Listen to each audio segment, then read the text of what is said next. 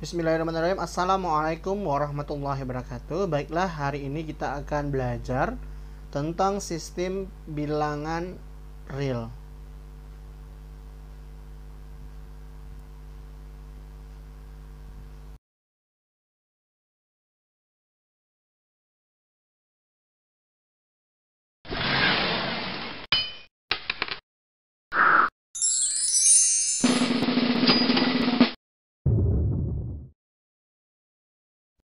Nah, kita akan belajar tentang sistem bilangan.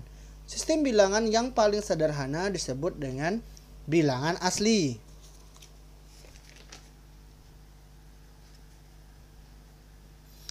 Bilangan asli itu dimulai dari 1, 2, 3, 4, 5 sampai seterusnya. Kemudian bilangan bulat itu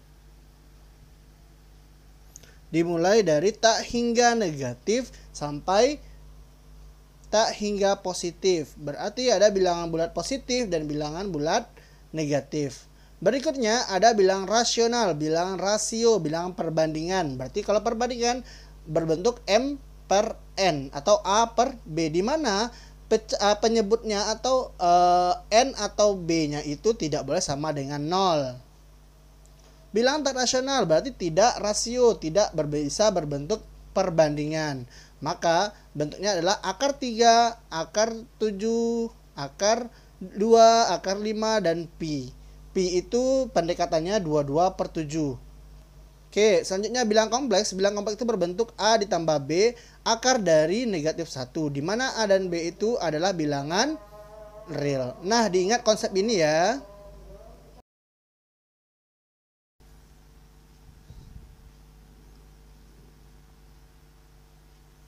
Nah, sekarang kita masuk ke bilangan real.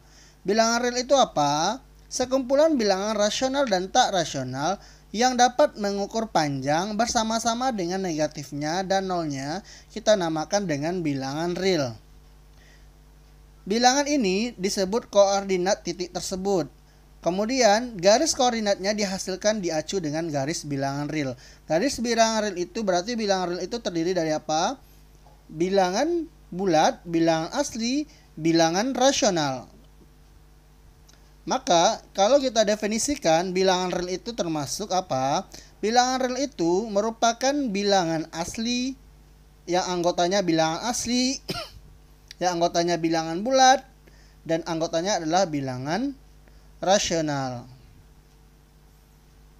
Untuk menyatakan secara sistematisnya atau sistematika matematikanya, maka kita akan membuat bilangan asli itu merupakan himpunan bagian dari bilangan bulat, merupakan himpunan bagian dari bilangan rasional, dan merupakan himpunan bagian dari bilangan real. N adalah bilangan asli ya. Nah, ingat lambangnya terus. Berikutnya sifat-sifat medan.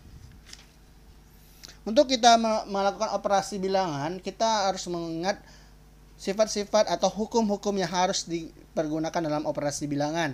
Yang pertama komutatif, ingat ya konsep komutatif, X ditambah Y sama dengan apa? Y ditambah X. Dan untuk perkalian, X dikali Y sama dengan Y dikali X. Kemudian asosiatif, tinggal memindahkan tanda kurung ya.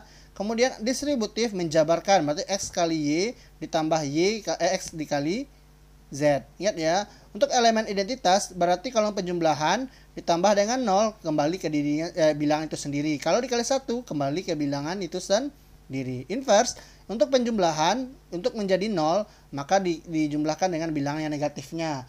Kalau untuk perkalian itu berarti dikalikan dengan inversenya X negatif 1 atau 1 per X. Sekarang sifat urutan. Sifat urutan disebut dengan ada beberapa. Yang pertama adalah trikotomi. Apabila X dan Y itu adalah bilangan, maka berlaku X kecil dari Y atau X sama dengan Y atau X besar dari Y. Pasti ada tiga ketentuan ini ya. Itu namanya sifat trikotomi. Ketransitifan, terus ke penambahan dan perkalian.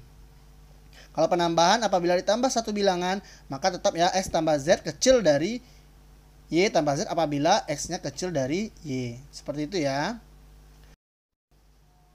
Nah, kita lanjutkan. Dengan contoh soal, nah 3 akar 2 dikali dengan akar 2 dikurang akar 8. Nah ini kita gunakan sifat dari hukum distribusi ya. Mendistribusikan. Oke, kita lihat. 3 akar 2 dikali akar 2 dikurang 3 akar 2 dikali akar 8. Nah, diselesaikan menjadi 3 kali 2 dikurang 3 kali 4. Berarti 6 dikurang 12 ya, negatif 6. Nah, ingat ya, selalu pergunakan aturan dari sifat medan atau menggunakan sifat urutan. Dalam operasi kita mengingat hukum komutatif, asosiatif, distribusi, elemen identitas, dan balikan atau inverse. Nah, ini bagaimana? Nah, ini kita gunakan cara memfaktorkan terlebih dahulu. Kita faktorkan persamaan kuadratnya, kemudian baru kita bagi atau kita hilangkan salah satunya menjadi X ditambah 2.